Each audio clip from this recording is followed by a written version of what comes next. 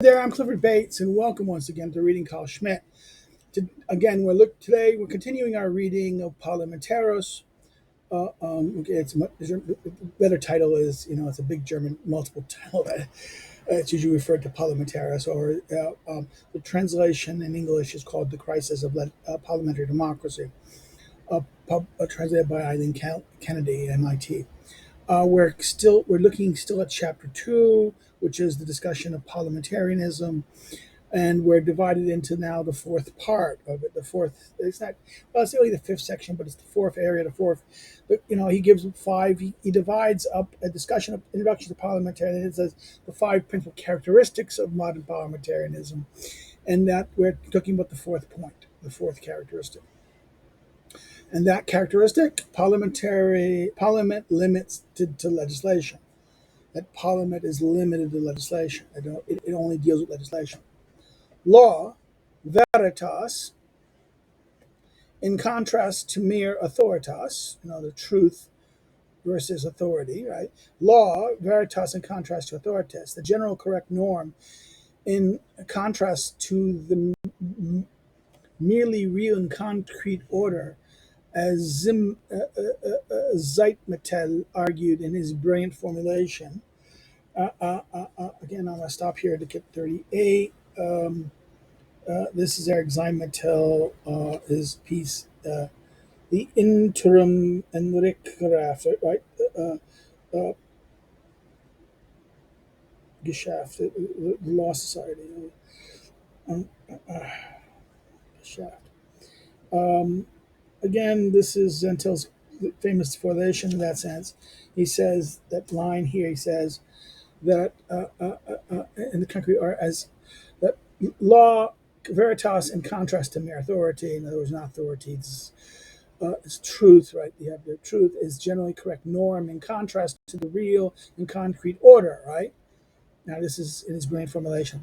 As an imperative, always constrains an individual non-transferable moment. So a comparative, what must be done, this is Kant in that sense. The imperative, what's always universally. The categorical imperative, right? From Kant, that this is always true. This is justice. This is what is always must. It's not something that's only true now in the particular. It's true always and everywhere. And this is why an imperative always contains contains an individual non-transferable moment. So an imperative, in this sense, right, always contains an individual non-transferable moment. This idea of law has always been conceived as something intellectual, unlike the executive, which is essentially active. Right, this idea that this is always there. In other words, the executive is always active. This is kind of intellectual. This idea of legislative, this idea of law, is purely something intellectual. Unlike the executive, which is essentially active. So legislation is deliberata. Executive agere, act, right? This is deliberate. The legislation is deliberative. They decide. The executive, I think, acts, right? Executes, acts, right? This contrast too has a history, one that begins with Aristotle, right? Okay, yeah, that's right. It's agere, a verb form of Latin of ago, I do, I act, right? I do, I act, right? So the executive does or acts. This thinks, deliberates. This contrast, he says, as this idea between action, thinking and action, and one that begins with Aristotle. The rationalism of the French Enlightenment emphasized the legislative as at the expense of the executive, and it is found in a potent formula for the executive in the Constitution of the fifth of Fractor 3, of 5 Fractor 3, Title 9 275. No armed force can deliberate, right? 29. I think this is the one of the other this is that different month, different calendar, the new calendar, of the French Revolution. 39. Yeah, this is of the Les constitutions of the de jure témoignage of the French Constitution. Right? This is that weird constitution of the 5th of October, which I don't know what date that is in the French calendar. I never. No, again, no armed force can deliberate. At the least doctrinary explanation of this principle is to be found in the Federalist, 1788. The executive must be in the hand of a single man because his energy and activity depends on that. It is a general principle recognized by the best politicians and statesmen that legislation is deliberation and therefore must be made by a large assembly, while decision making and protection of state secrets belong to an executive, thing which decline in the same measure as the number increase, right? Famous line, right? So therefore, there's a difference. This idea of executing thing is better to many. This idea of many does it, many to act. No, this doesn't. Better to have few. But something to do with that sense. And he says that the decline, in other words, it's not only doing accomplishing things that while decision making, it's good to have a large assembly, but in prosecution of state secrets or things that belong to the executive, things or executing things, doing things, decision making, returns to executing a decision, making a decision versus executing a decision, and who's going to execute it. Committee governing by committee is a disaster in that sense, right? He says the board should make just rules and procedures what to decide, and then how it's to be done. It should be done by an agent, a single agent with the authority that has been granted him by the deliberative entity, right? This is how this should work in this sense, right? This is a few historical examples are given for this, and the argument of the Federalist then goes on. Let us set aside the uncertainty and confusion of historical reflection and affirm what reasons and sound judgment tells us. The guarantee of civic freedom can only be logically implemented in the legislative, not the executive. In other words, that the guarantee reason tells us, sound judgment tells us that the guarantee of civil freedom can only be logically implemented in the legislative, not the executive. And in the executive, the opposition of opinion and parties may hinder many useful and corrective decisions. But the arguments of the minority do contain or reduce the excess of the majority in this way. Right? This is so that the legislative, the majority can do things, it can stop them, it can block, the legislature opposition parties may hinder many useful and correct decisions, but the arguments of a minority do contain or reduce the excess of the majority in this way. Different opinions are useful and necessary in the legislative, but not in the executive, where, especially in time of war and disturbance, action must be energetic.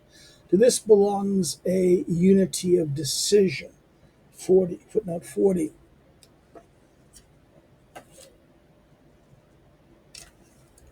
And Alexander Hamilton, Federalist Paper number 70 of March 1788.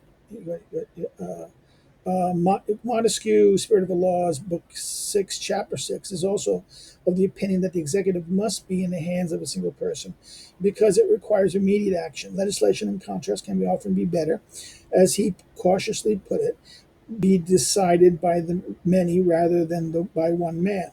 The popular representation, Montesquieu makes the characteristic mark that the general advantage of representation is that they are able to discuss affairs. The people are not at all capable of that.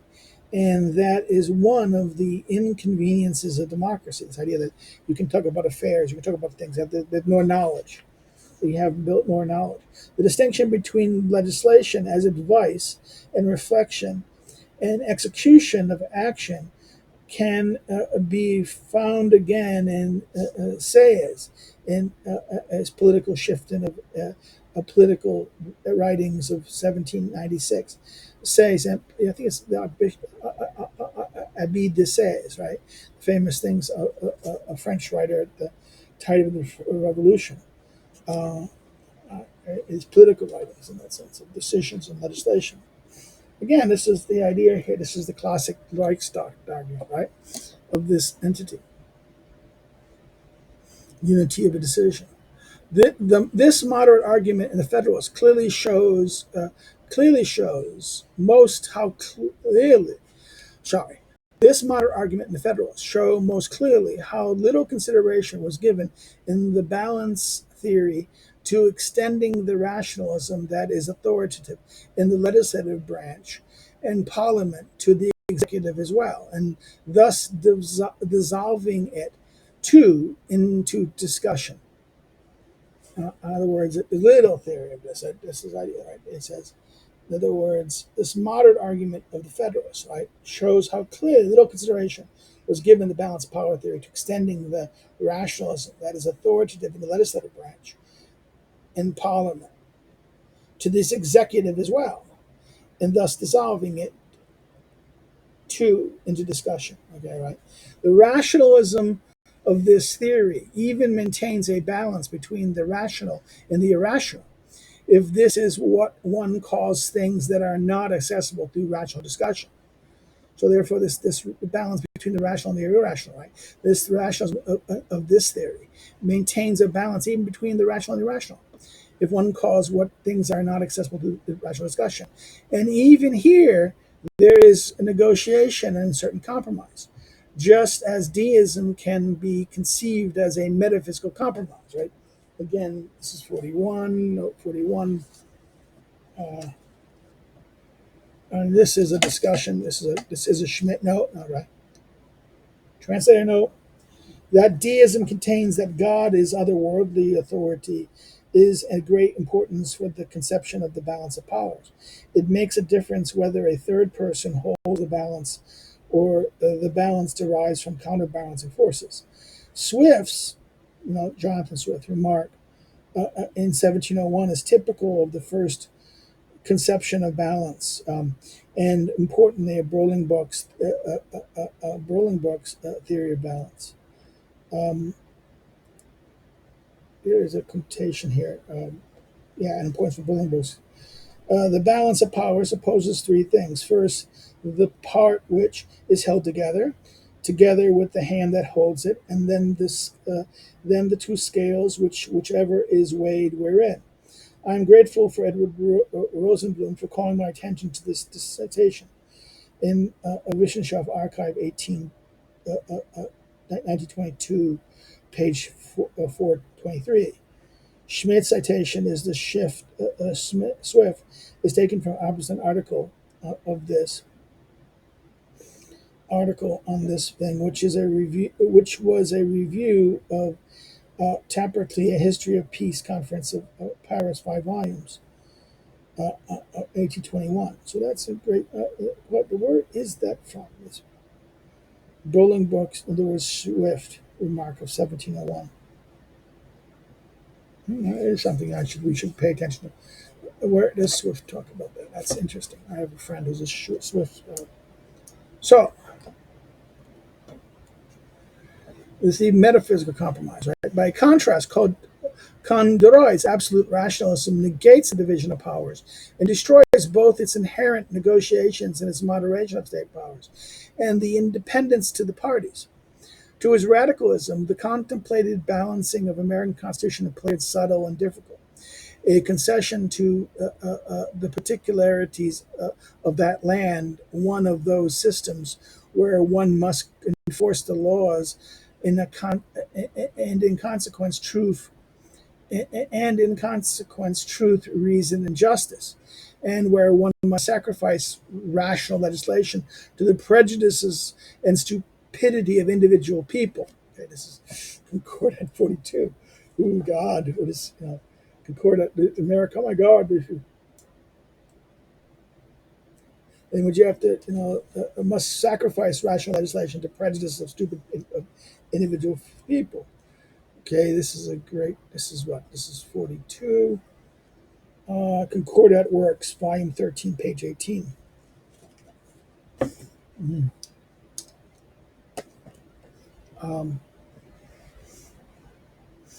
Such rationalism led to the elimination of balance and to a rational dictatorship. Both the American Constitution and both the American Constitution and concordance identify law with truth, but the relative rationalism of the balance theory was limited to the legislative and logically limited again within Parliament to merely relative truth. Right? This is this idea. Therefore, these both deal with truth, but here this is the thing. It was reduced to legislative, right? And to legislative and logically limited again within Parliament to merely relative truth. A balance of opinions achieved through the contradiction and opposition of the parties can, as a consequence, never extend to absolute questions of an ideology, but can only concern things that are by their nature relative and therefore appropriate to this purpose. So again, this is, in other words, this is very interesting. That an ideological truth, a self-evident truth, is not up for compromise. Something that is a absolute something ideological, a question of an ideology, is not going to be something that this is general. This is something that is not a relative thing.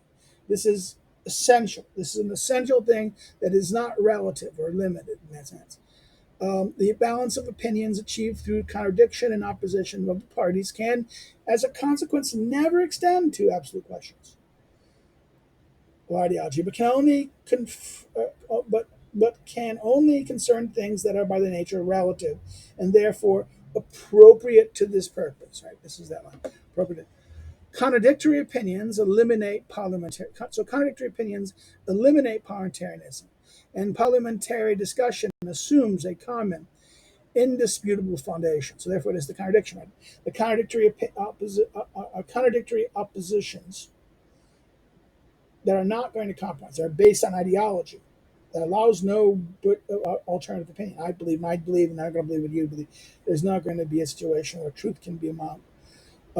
The contradictory oppositions that are just simply contradictory, I oppose you on ideas, eliminates parliamentarianism. And parliamentary discussion assumes a common, indispensable foundation. In other words, you must have something common. Neither state power nor any kind of metaphysical conviction is allowed to appear immediately within its sphere. So therefore, state power nor any kind of metaphysical conviction is allowed to appear within its sphere, right? Everything must be negotiated in a deliberately complicated process of balancing. So in other words, everything is not metaphysical, not by force. Everything is this balance of this thing. Parliament is the place where one deliberates. That is where a relative truth is achieved through discourse, in the discussion of an argument and counter-argument. Again, ideology, absolute truth, a fundamental principle. No, there's no room for this. It's either or even belief in that sense. My credo belief cannot be. I believe it, and if I, there's something existentially tied to me and my identity. That is interesting in that sense. Okay, let's think about that for a second. That something ideological questions cannot be can never extend to this kind of thing, because this is absolute question, right? This is absolute to extend to an absolute questions of an ideology. It cannot, but only relative things. So again, Parliament is the place where one deliberates. That is where a relative truth achieves through discourse, in that discussion of an argument and counterargument. Just as a multiplicity of powers is necessary for the state, so every parliamentary body needs multiple parties, need multiple entities. The argument goes, right? There's multiple opinions, multiple parties reflecting the opinions, and therefore this allows for the thing. In German liberals during the first half of the 19th century, these ideas were already bound up with historical thought. Surely the balance theory, with its elasticity and mediating capacity, Could also integrate historic thought into a system. So therefore, this the ecclesiastic theory. Now, but then German thinking, German liberalism in the 19th century was already bound up in historical thinking, new historical epochs, right? Remember, Romanticism, tied with Romanticism, this idea of epochs of history, historicism, right? Historicism in that sense. It's historical thought is the idea of history. Okay. Now how can we, in other words, integrate? Could that you can this balance theory with this ecclesiastic mediating capacity could also integrate historical thought into the system. It is of the greatest interest how the mechanical conception of balance was developed within the 19th century. German liberalism, in a particular way, into a theory of organic agency, and thus always restrained to the possibility of accepting the prince as the preeminent person representing the unity of the state. So that 19th century thing, the prince becomes organic. With German liberalism, in a particular way, into a theory of organic agency, and thus always retain to the possibility of a prince or a preeminent person representing the unity of the state. While liberalism discussion became an eternal conversation in German Romanticism.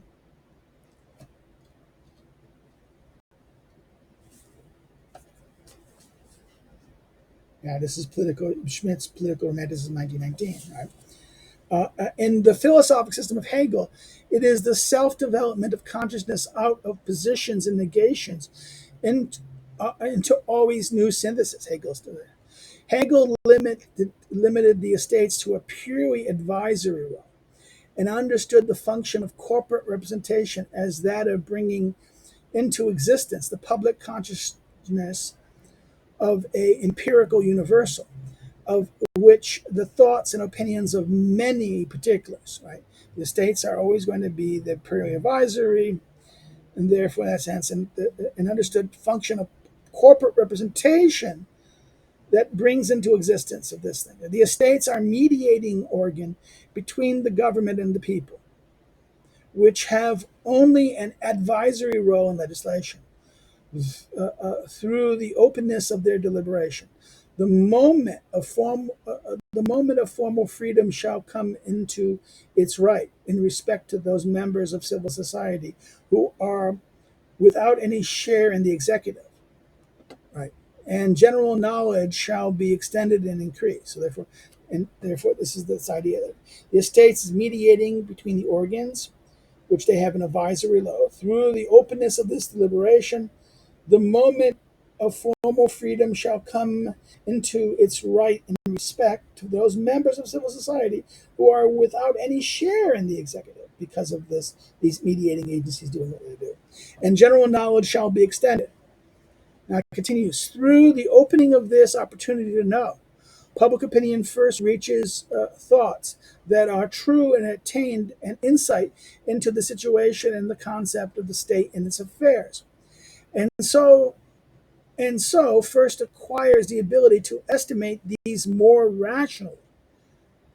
Hence, this kind of parliamentarism is an educational means, and indeed one of the greatest. Footnote 44, and now let's look at 44. This is Hegel, this is philosophy of right, Lyric philosophy of right.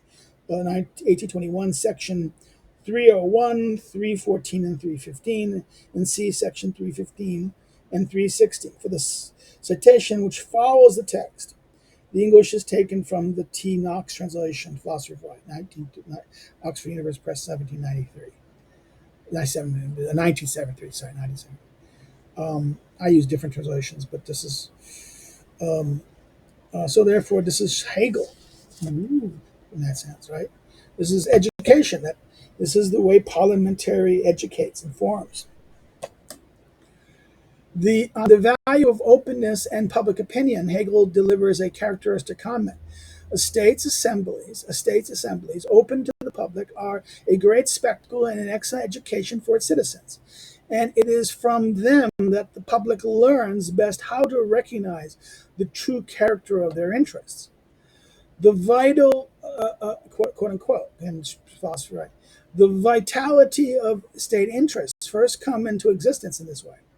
Public opinion is, for Hegel, an unorganized way in which a people's opinion and wishes are made known. So therefore, public opinion is, therefore, this is way known. The purpose of the spectacle of the legislation is an education that educates the people. They see this, all this. Public opinion is their way to make their opinions known.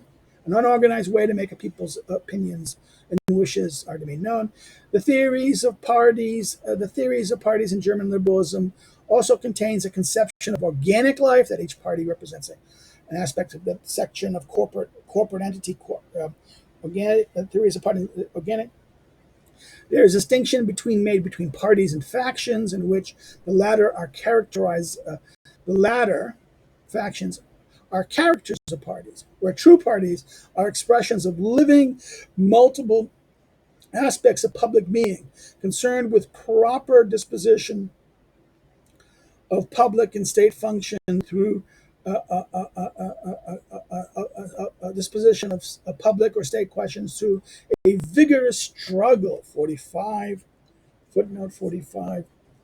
Again, this is Robert Moll's Encyclopedia of State State Wissenschaft, state thought, state theory, state science, 1872, 617. Now, we'll continue. Buncelli, this is the great. This is Buncelli is his Stadtrat, right? This is Buncelli. Buncelli is one of the books I think I remember Stadtrat, who took over Romer's theories of party. Says that a party cannot exist without an opposition party. That only the prince and civil servants, and these as such, not as private persons, are prohibited from memberships of a party, because the state and its organs exists above parties, right? So therefore, a member of the state, the bureaucrats cannot be members of that. That's interesting. Which,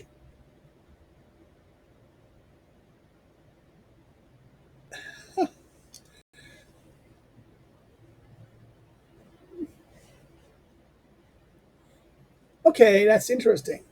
Um, that bureaucrats, the state entities cannot be members of parties. So we argue this. We argue that you cannot use bureaucrats, can't use, but then we have to distinguish between the person as government, state, civil servant. We, honestly, I would love to say any bureaucrat, any government worker cannot vote. You can't vote. You can't contribute to political campaigns. Private people can, but government workers, government employees, government contracted people, not the government contracted workers who are contracted would just, but policemen, firemen, or any government bureaucrat, no, no, no, no, no, no, no, no, no, no. You don't vote. You can't even contribute to political parties. Your family can, so maybe that's how you influence your family members, but no, you can't. And your salaries and your money, you cannot give them to your wife and your children. Their money, their means can do it, but not your means, their salary. So if they have means to contribute to political parties, then they can do it. But if you give them the money, no, no, no, no, no, no, no, no, no. I would do that. That'd be a restraint. But you're denying them their free. No, but that's the whole point. He's saying that this is the contradiction here, right? This is what Richelli would argue. Point is the contradiction here. This is the danger. Undermines the whole point here.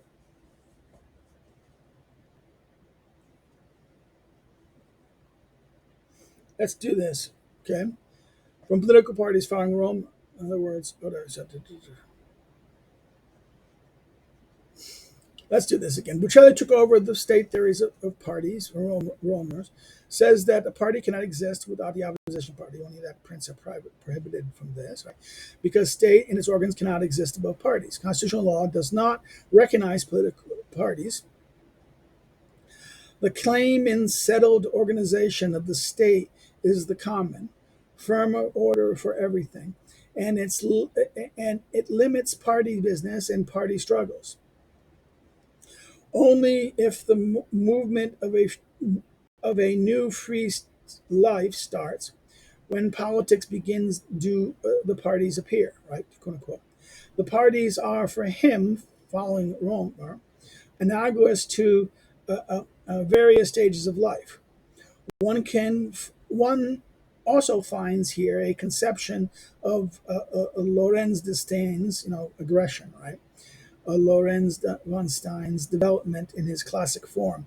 The contradiction belongs to the life of the state, just as they do to individual lives, and that this constitutes the dynamic of something really living. So, therefore, von Stein is very famously doing this idea of he says, on Lauren von Stein, see my political theology, page 53.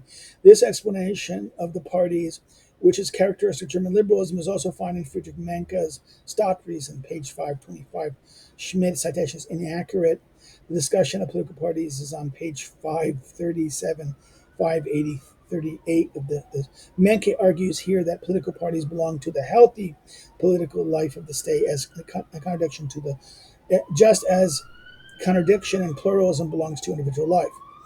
Although the argument appears chronically liberal at this stage, Menke later notes that parliamentarism only temporarily fills the statesman with stock reason, fills his attention soon turns to the next election, right?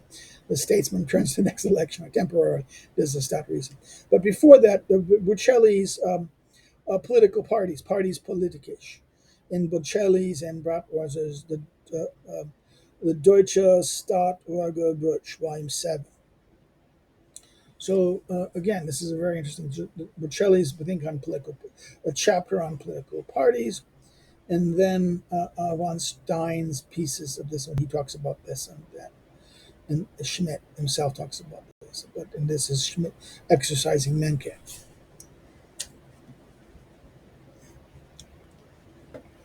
On this point, so the idea of living, this idea of von Stein in this point is contradiction, struggle, this conflict of struggle, this is life in a sense. And that parties are the basis of this entity. But the danger of this is that the statesman, but the next election happens. I'm state reasoning, but then the next election happens. I have to give up reasons of state.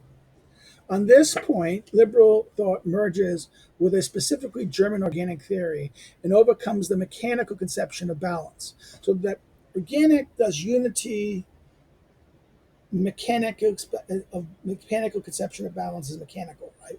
This mechanical balance, like this clockwork. Whereas this idea of organic is a unitary construct, right? But one can still hold onto the idea of parliamentarism with the help of this organic theory. As soon as there is a demand for parliamentary government, such as moles, the idea of parliamentarianism itself, parliamentarianism finds itself in a crisis because of the perspective of a dialectic dynamic process of discussion can certainly be applied to the legislative, but scarcely to the executive, right? This idea of dynamic, this idea like this, you just do this Hegelian concept of dialectic dynamic. This is legislative, but not to the executive, right? So therefore, this parliamentary model, so soon as there is a demand for parliamentary government, Moll's idea of parliamentary finds itself in a crisis because while it's true for the legislative, it's not true for the executive. Only a universal acceptable law, not a concrete order, can unite truth and justice through the balance of negotiations and public discourse. So only truth, only universal acceptable law, not specific things that deviate, can unite truth and justice through balance of law. The old conception of parliament remains secure in these conclusions, even in particular points, without their systemic interdependence being made clear, right? So, in other words, even though that this is, but the systemic interdependence is not clear. Interdependence being not clear in that sense, right? Brunelleschi, for example, set out as an essential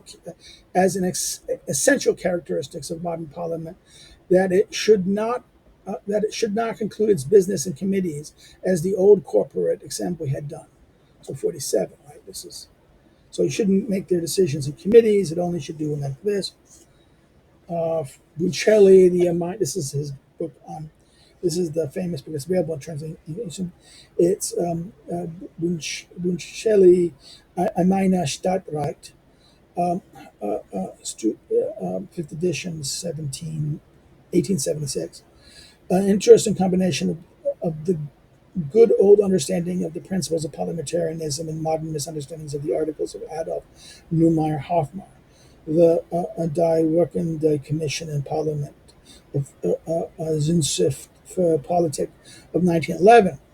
He starts from the assumption that the experience has shown that public discussion no longer takes place in popular assemblies, but he believes that in order to preserve discussion, the committee should become discussion clubs, right? This is on the misunderstanding of the concept of discussion here, see the preface above, right? This idea.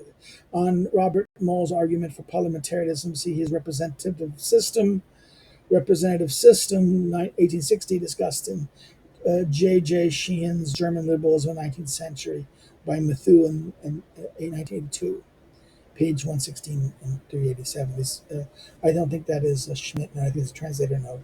That, the mold thing about giving where the mold position is, that's the translator adding note.